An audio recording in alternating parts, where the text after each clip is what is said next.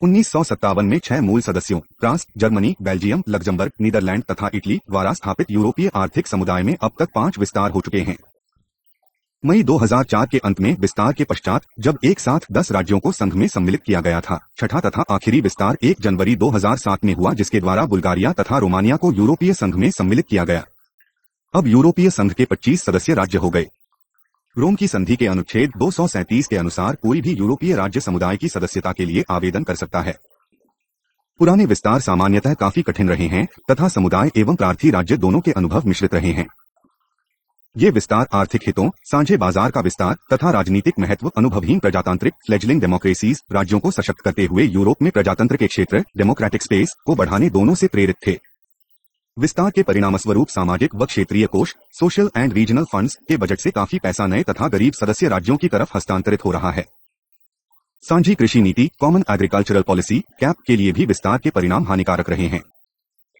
निर्णय निर्माण में नए प्रवेशकों की बढ़ती भूमिका ने भावी विस्तार में महत्वपूर्ण भूमिका निभाने तथा नए प्रार्थियों के संदर्भ में अपने हितों की सुरक्षा करने के काबिल बना दिया है। यूरोपीय संघ के पहले 4 विस्तारों 1973, 1981, 1986 तथा 1995 में कुछ मुद्दे तीव्र चर्चा का विषय रहे, जैसे यूरोपीय आदर्श के प्रति कटिबद्धता का स्तर, आर्थिक तथा राजनीतिक ससंगता, कंपैटिबिलिटी, वर्तमान नीतिगत संरचनाओं के लिए इनका तात्पर्य तथा व्यापक वाइडनिंग बनाम गहरा डीपनिंग में निरंतर वाद विवाद। इस इकाई में हम विस्तार की प्रक्रिया तथा इनसे जुड़े मुद्दों पर चर्चा करेंगे। 11.1 उद्देश्य। इस इकाई के अध्ययन के पश्चात आप निम्नलिखित विषयों को समझने के योग्य हो जाएंगे। यूरोपीय संघ के विस्तार की 6 प्रक्रियाएं। यूरोप के किन देशों ने कब और कैसे यूरोपीय संघ में प्रवेश किया। यूरोपीय संघ के विस्तार, विशेषतः पूर्व दिया में विस्तार का निहितार्थ और यूरोपीय संघ के विस्तार की भावी प्रवृत्तियां तथा संभावनाएं, ट्रेंड्स एंड पॉसिबिलिटीज।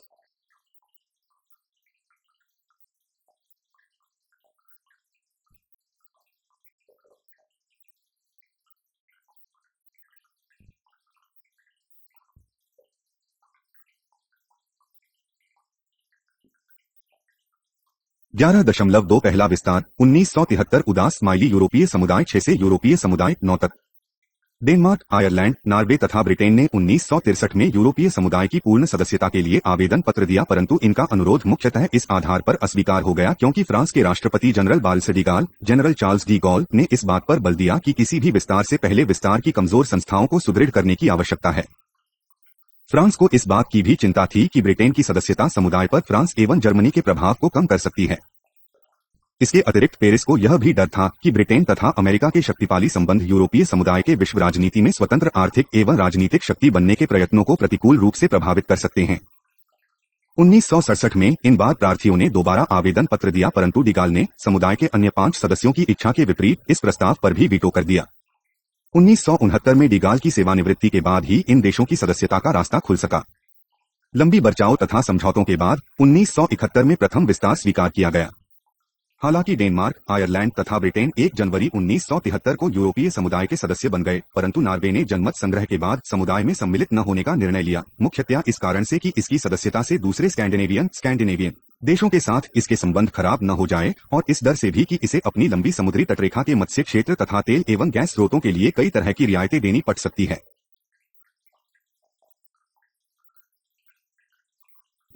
11.3 दूसरा विस्तार 1981 यूरोपीय समुदाय से यूरोपीय समुदाय 10 तक। यूरोपीय व्यापार के बढ़ते महत्व के चलते दक्षिण यूरोपीय देशों जैसे ग्रीस, जो 1962 तक सहसदस्य था, स्पेन तथा पुर्तगाल, जिन्होंने 1970 तथा 1972 में यूरोपीय समुदाय के साथ विशेष व्यापार समझौते किए थे, ने यूरोपीय समुदाय के विस्तार के लिए दबाव डालना आरंभ कर दिया। जब 1970 के दशक के मध्य में तानाशाही शासनों का तख्ता पलट दिया गया, तो इन नए परंतु कमजोर प्रजातंत्रों को सुदृढ़ करने तथा बहुलवादी राजनीति को सशक्त करके प्रजातांत्रिक क्षेत्र का विस्तार करने की इच्छा प्रबल हो गई। यूरोपीय समुदाय में ग्रीस के प्रवेश के लिए समझौता क्रिया अपेक्षाकृत पीड़ाहीन थी, क्योंकि यह एक छोटी अर्थव्यवस्था थी और इसकी जनसंख्या भी केवल 70 लाख थी। इससे कोई भारी बोझ पड़ने वाला नहीं था, सिवाय इसके कि वर्तमान भूमि से घिरे हुए देशों के कृषि उत्पादों जैसे शराब, जैतून का तेल, नींबूयंश, सिट्रस के फलों के लिए प्रतिस्पर्धा बढ़ सकती थी। परंतु यह औद्योगिक उत्पादों के लिए एक महत्वपूर्ण नया बाजार भी था। इस सब के पश्चात भी ग्रीस तकनीकी एवं प्रशासनिक दृष्टिकोण से यूरोपीय आर्थिक समुदाय में सम्मिलित होने के लिए तैयार नहीं था। ग्रीस 1 जनवरी 1981 को यूरोपीय आर्थिक समुदाय का 10वां सदस्य बना। जहां इस सदस्यता के परिणामस्वरूप समुदाय की संरचनात्मक निधि स्ट्रक्चरल फंड्स तथा एकीकृत मेडिटेरेनियन कार्यक्रम इंटीग्रेटेड मेडिटेरेनियन प्रोग्राम के अंतर्गत काफी आर्थिक सहायता ग्रीस को हस्तांतरित की गई। वहां इसके द्वारा निर्मित उत्पादों में प्रभावशाली ढंग से प्रतिस्पर्धा करने की अयोग्यता भी खुलकर सामने आ गई। परिणामस्वरूप ग्रीस की सदस्यता समुदाय तथा स्वयं ग्रीस के लिए एक कठिन अनुभव रही। तीसरा विस्तार 1986 यूरोपीय समुदाय 10 से यूरोपीय समुदाय 12 तक। पुर्तगाल तथा स्पेन ने 1977 में यूरोपीय समुदाय की सदस्यता के लिए आवेदन पत्र दिया। 1970 के दशक के अंतिम तथा 1980 के दशक के प्रारंभिक वर्षों में लगातार समझौता वार्ताएं चलती रहीं, परंतु कई कारणों से इब्राहिम प्रायद्वीप आइबेरियन पेनिनसुला के इन देशों के आवेदन पत्रों पर विचार करने में कठिनाइयां आई। इनमें प्रमुख 1979 से 80 का तेल संकट, ग्रीस की सदस्यता से आने वाली कठिनाइयों, स्पेन की अर्थव्यवस्था का बड़ा आकार तथा यूरोपीय समुदाय की संस्थाओं तथा नीतियों में सुधार लाने के लिए अत्यधिक दबाव आदि थी। स्पेन तथा पुर्तगाल में यूरोपीय समुदाय की सदस्यता को प्रजातांत्रिक संस्थाओं को सुदृढ़ करने तथा तानाशाही शासनों के दोबारा पनपने से रोकने के यंत्र के रूप में प्रस्तुत किया गया। 8 साल तक चली लंबी समझौता वार्ताओं के बाद स्पेन तथा पुर्तगाल के साथ सम्मिलित संधि पर हस्ताक्षर हुए। घरेलू राजनीति तथा यूरोपीय समुदाय द्वारा आंतरिक सुधारों की आवश्यकता के कारण यह समझौता वार्ता थोड़ी जटिल हो गई। जहां ब्रिटेन तथा डेनमार्क का विचार था कि स्पेन तथा पुर्तगाल को सम्मिलित करके यूरोपीय समुदाय को व्यापक बनाया जाए, वहां इटली और विशेषतया फ्रांस ने यूरोपीय समुदाय की गहराई पर बल दिया तथा पहले ब्रिटेन के यूरोपीय आर्थिक समुदाय (EEC) के बजट में योगदान पर हुए गतिरोध को हल करने की बात की। संरचनात्मक निधि से और अधिक राशि हस्तांतरित करने के ग्रीस के दबाव ने और कठिनाइयां खड़ी कर दी। इसके अलावा फ्रांस तथा इटली को अपने किसानों को स्पेन के मछली, फल तथा सब्जियों की शक्तिशाली प्रतिस्पर्धा से बचाने की चिंता थी। इसके अलावा स्पेन की शराब तथा जैतून के तेल उत्पादन के व्यापक प्रसार की चिंता सारे यूरोपीय समुदाय में व्याप्त हो गई। अंततोगत्वा 1985 में सम्मिलन संधि एक्सेशन ट्रीटी पर हस्ताक्षर किए गए तथा स्पेन तथा पुर्तगाल 1 जनवरी 1986 को यूरोपीय समुदाय के सदस्य बन गए।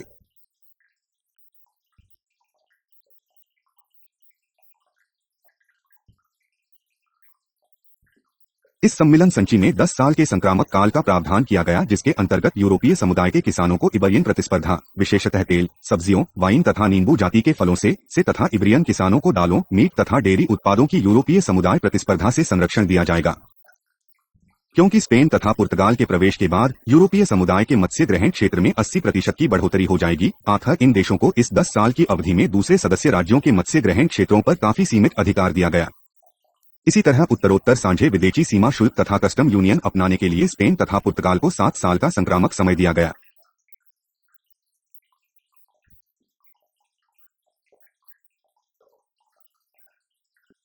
$11.5 विस्तार 1996 उदास स्माइली यूरोपीय समुदाय 12 से यूरोपीय संघ 15 तक। 1 जनवरी 1996 को ऑस्ट्रिया, फिनलैंड तथा स्वीडन यूरोपीय संघ में शामिल हो गए, जिससे यूरोपीय संघ 12 की संख्या बढ़कर यूरोपीय संघ 15 हो गई। इन तीनों देशों ने यूरोपीय समुदाय की सदस्यता मुख्यतः इसलिए प्राप्त की क्योंकि इन्हें डर था कि 1992 तक यूरोपीय समुदाय के एकल बाजार स्थापित हो जाने के बाद कहीं ये आर्थिक दृष्टिकोण से हाशिए पर न चले जाएं। इन्हें लगा कि वे यूरोपीय समुदाय का सदस्य बनकर, न कि बाहर रहकर, अपनी प्रभुसत्ता को बेहतर रूप से सुरक्षित रख सकते हैं। 1990 के दशक में शीत युद्ध की समाप्ति ने इस सदस्यता को सरल बना दिया क्योंकि अब तटस्थता कोई अवरोध नहीं रह गई थी। बहिष्करण के इस डर ने स्विट्जरलैंड 26 मई 1992 तथा नॉर्वे 24 नवंबर 1992 को भी आवेदन पत्र देने पर मजबूर कर दिया। हालांकि नॉर्वे के साथ प्रवेश के लिए समझौता वार्ता चलती रही, स्विट्जरलैंड द्वारा आवेदन पत्र प्रस्तुत करने के तुरंत बाद उसे बर्फ में फ्रोजन लगा दिया गया। प्रारंभ में यूरोपीय समुदाय का तर्क था कि व्यापकता लाने से पहले संगठन प्रक्रिया को गहरा करना तथा यूरोपीय संघ संधि की अनुमोचन प्रक्रिया को पूरा करना जरूरी है। ऑस्ट्रिया, फिनलैंड तथा स्वीडन के साथ सम्मिलन संबंधित समझौता वार्ता एक्सेशन नेगोशिएशंस फरवरी 1993 में आरंभ हुई।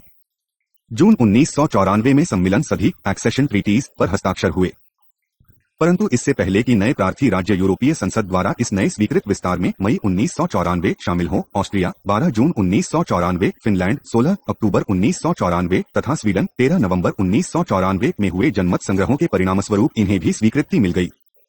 ये तीनों देश 1 जनवरी 1995 को यूरोपीय संघ के सदस्य बन गए। नॉर्वे यूरोपीय संघ का सदस्य नहीं बन सका क्योंकि जनमत संग्रह में वहीं की जनता ने इस सदस्यता के विरुद्ध मत दिया।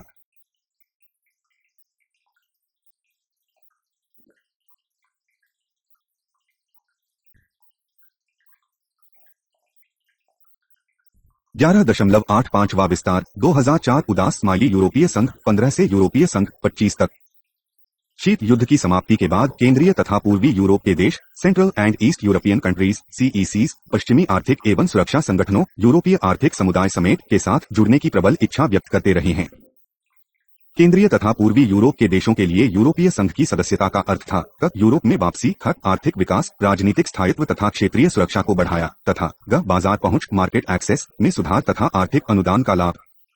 परंतु पूर्व यूरोपीय लोगों को जिन्हें आरंभ में यह लगा था कि यूरोपीय संघ की सदस्यता उनकी सारी समस्याओं के लिए रामबाण सिद्ध होगी, उन्हें शीघ्र ही यह अनुभव होने लगा कि इसमें कई तरह की कठिनाइयां हैं।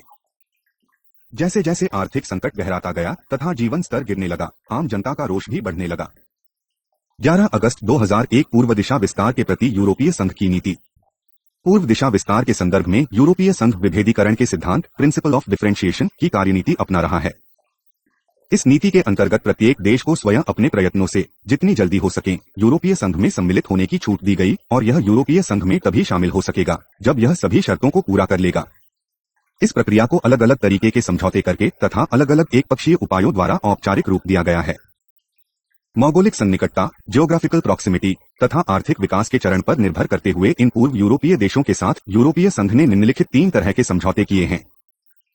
यूरोप समझौते, यूरोप एग्रीमेंट्स, ये पूर्वी यूरोप के संभावित आवेदकों के लिए तैयार किए गए। इन समझौतों का उद्देश्य व्यापार बाधाओं को कम करके, मुक्त व्यापार क्षेत्र की स्थापना करके, राजनीतिक वार्तालाप के लिए एक ढांचा स्थापित करके तथा सहयोग के लिए एक खाका तैयार करके संगठन की प्रक्रिया को प्रोत्साहित करना था।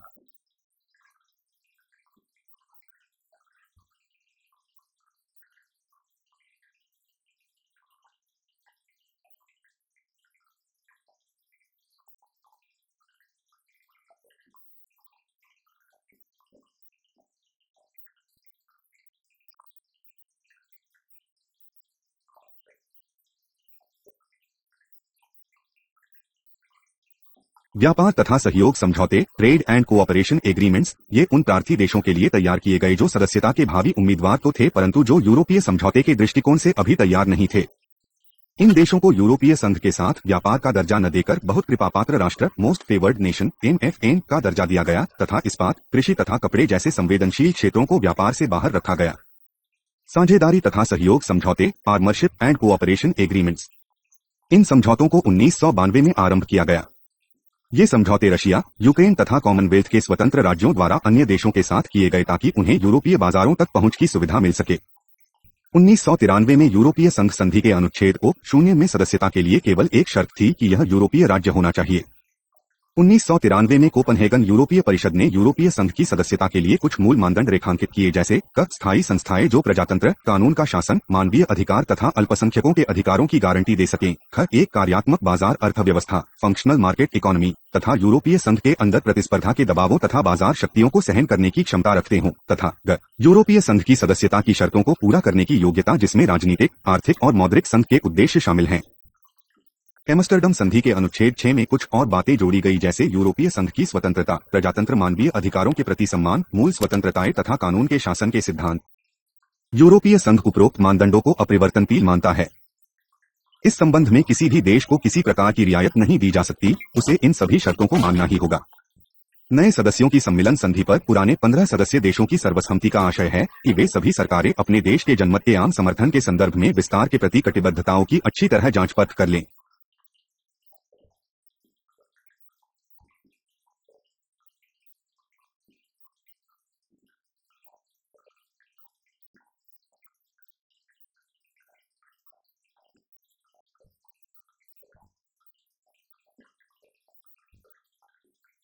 उन्नीस तथा 1996 के बीच सभी पूर्वी यूरोपीय देशों ने यूरोपीय संघ की सदस्यता के लिए आवेदन पत्र दिया। दिसंबर 1997 में यूरोपीय आयोग ने इन आवेदकों की यूरोपीय संघ के मानदंडों को पूरा करने में हुई प्रगति का सर्वेक्षण किया तथा इस निष्कर्ष पर पहुंचा कि 10 में से केवल 5 देश हंगरी, पोलैंड, चेक गणराज्य, इस्टोनिया तथा स्लोवेनिया ने संतोषजनक प्रगति की है और उन्हें सदस्यता के लिए समझौता वार्ता आरंभ करने के लिए निमंत्रित किया जा सकता है। नवंबर 1998 में प्रत्येक प्रार्थी देश की पहली सम्मेलन के लिए प्रगति पर नियमित रिपोर्ट सम्मेलन एक्सेशन के संदर्भ में regular report on progress towards accession यूरोपीय आयोग ने अन्य 5 देशों के साथ बल्गारिया, लेताविया, लिथुआनिया, रोमानिया तथा स्लोवाकिया समझौता वार्ता आरंभ करने की सिफारिश नहीं की। तथापि दिसंबर 1999 में हेलसिंकी में यूरोपीय आयोग ने परिषद को यह सिफारिश की कि सन 2000 में इन बचे हुए 5 पूर्व यूरोपीय राज्यों के साथ सम्मेलन के लिए समझौता वार्ता आरंभ की जाए। 2001 के नाइस बिखर सम्मेलन में यह आशा प्रकट की गई कि जिन 5 देशों ने संतोषजनक प्रगति कर ली है उनके साथ विस्तार संबंधी समानीता वार्ता 2002 तक खत्म हो जानी चाहिए ताकि 2004 में आरंभ होने वाले अंतरसरकारी सम्मेलन से पहले कुछ देश अपनी सम्मेलन प्रक्रिया को पूरा करने के योग्य हो जाएं। 11 अगस्त 2002 पूर्व दिशा विस्तार की समस्याएं।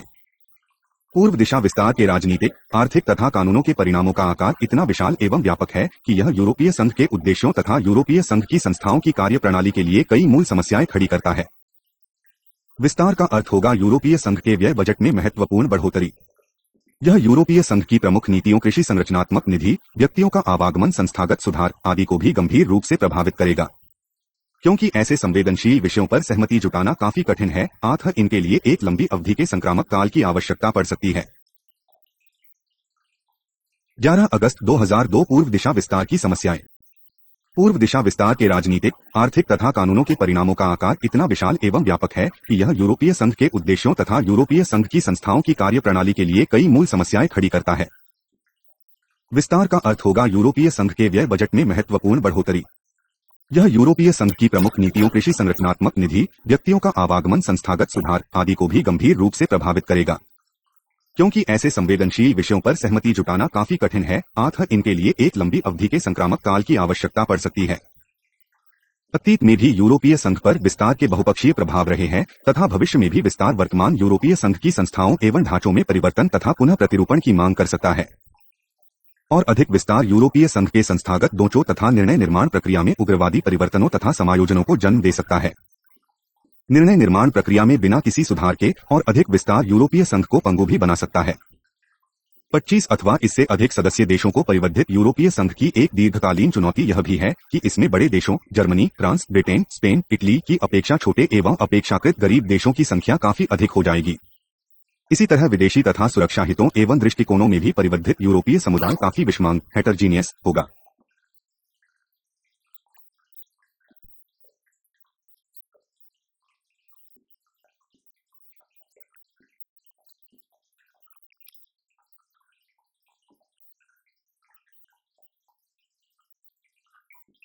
विस्तार के परिणामस्वरूप यूरोपीय संघ की कृषि योग्य भूमि में 50% तथा कृषि अम शक्ति में 100% बढ़ोतरी होने की उम्मीदें थीं। इससे अकुशल एवं विकृत साझी कृषि नीति के बजट व्यय में 30 बढ़ोतरी करने की आवश्यकता भी थी। इन नए प्रवेश पाने वाले राज्यों की 22% जनसंख्या कृषि में रत है, जबकि यूरोपीय संघ में यह केवल 5% है। इसका नकारात्मक पक्ष यह है कि पहले से चल रहे फ्रांस तथा स्पेन के आर्थिक सहायता वाले क्षेत्रों के साथ कुछ अकुशल कृषि क्षेत्र और जुड़ जाएंगे। नए सदस्य राज्यों के लिए प्रतिस्पर्धों के साथ समायोजन करने के तनाव भी विशेषकर अतिरिक्त श्रमिकों की छंटनी करने के संदर्भ में बहुत विंताजनक होंगे। कार्यसूची 2000 के परिणामस्वरूप साझी कृषि नीति में सुधार के नाम पर वर्तमान स्थिति में न्यूनतम समायोजन किए गए हैं ताकि विस्तार की प्रक्रिया संभव हो सके। नए सदस्यों को इसमें स्थान दे दिया गया है, परंतु उन्हें अनुदान व्यवस्था का लाभ नहीं मिलेगा। वे केवल संरचनागत व्यय में कुछ क्षतिपूर्ति के हकदार होंगे। परिवर्धन एनलार्जमेंट की एक अन्य प्रमुख समस्या देशांतर को लेकर रही है। ऐसी चिंताएं प्रकट की गई कि पूर्वी यूरोपीय देशों के सम्मिलन से पश्चिमी यूरोप के श्रम बाजार में कुशल श्रमिकों की बाढ़ आ जाएगी। श्रमिकों का मुक्त आवागम एक भावनात्मक तथा राजनीतिक मुद्दा है, विशेषतः इस संदर्भ में कि पश्चिमी यूरोप के देशों में गैर संरचनागत नॉन स्ट्रक्चरल बेकारी का स्तर काफी ऊंचा है। पूर्व दिशा विस्तार से यूरोपीय संघ में आर्थिक व्यवस्था, सरकारी तथा प्रशासनिक संरचनाओं में समन्वय करने के परिणामस्वरूप उत्पन्न होने वाली कठिनाइयों भी काफी गंभीर। अगस्त 2003 पूर्व दिशा विस्तार का आशय। पूर्व दिशा विस्तार ने यूरोपीय संघ के एकल बाजार में 5.7 करोड़ लोगों, जो वर्तमान जनसंख्या का 15% है, की वृद्धि की है तथा इसके सकल घरेलू उत्पादन में 300 बिलियन यूरो का इजाफा किया है। पूर्व दिशा विस्तार ने संसाधनों के आवंटन को लेकर फ्रांस एवं स्पेन की महत्वाकांक्षी मेडिटेरेनियन नीति तथा जर्मनी के नेतृत्व में उत्तरी हितों के बीच विवाद को तेज कर दिया है। पूर्व दिशा विस्तार पर यूरोपीय संघ की नीति की पूर्वी यूरोप में इन आधारों पर आलोचना की गई है। 1. यूरोपीय संघ में सुस्पष्ट सामरिक दूरदर्शिता तथा उद्देश्य का अभाव रहा है। 2. यूरोपीय संघ ने स्पष्टतः पुरस्कार, सदस्यता तथा कई प्रकार की सहायता तथा सजा, अर्थव्यवस्था का एकीकरण, प्रजातांत्रिक संस्थाओं का संरक्षण तथा अल्पसंख्यकों की समस्याओं पर विजय पाना आदि की नीति अपनाई है और बहुत गंभीर शर्तें लगाई हैं। 3. यूरोपीय संघ के हितों के अनुरूप हुए सम्मिलन समझौते असमान एसीमेट्रिकल है। यूरोपीय संघ ने आवेदक की विकास अवस्था के ऊंचे मानदंड निर्धारित किए हैं, यद्यपि सभी वर्तमान सदस्य भी इन मानदंडों को पूरा नहीं कर सके हैं।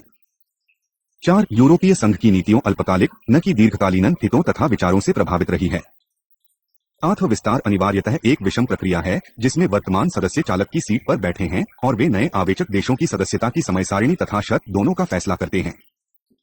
पांचवां विस्तार पहले सभी विस्तारों से 3 तरीकों से भिन्न था। एक, इसने केंद्रीय एवं पूर्व यूरोपीय देशों में प्रजातंत्र को सुदृढ़ करने तथा मुक्त बाजार की स्थापना को आसान बनाने के लिए विस्तार के यंत्र का प्रभावशाली ढंग से प्रयोग किया। 2, इसने पहली बार एक ही समय में सबसे अधिक देशों 10 का प्रवेश एक साथ किया तथा 3, वर्तमान सदस्य देश नए सदस्य देशों को सारी प्रतिबद्धताएं विशेषतः वित्तीय तुरंत देने में अनिच्छुक थे। 11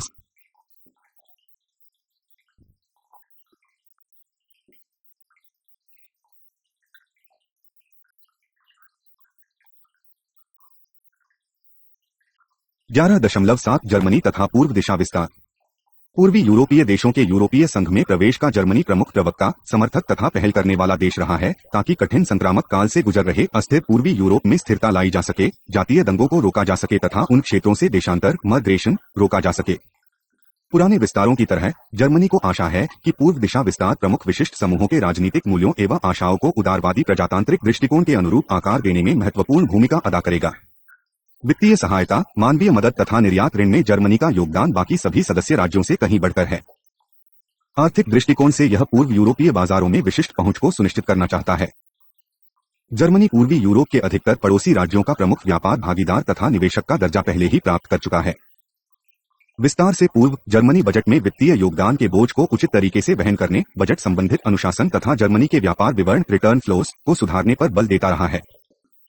11.8 छठा विस्तार यूरोपीय संघ 25 से यूरोपीय संघ 27 की ओर। रोमानिया तथा बल्गारिया ने 25 अप्रैल 2006 को सम्मिलन संधि पर हस्ताक्षर किए।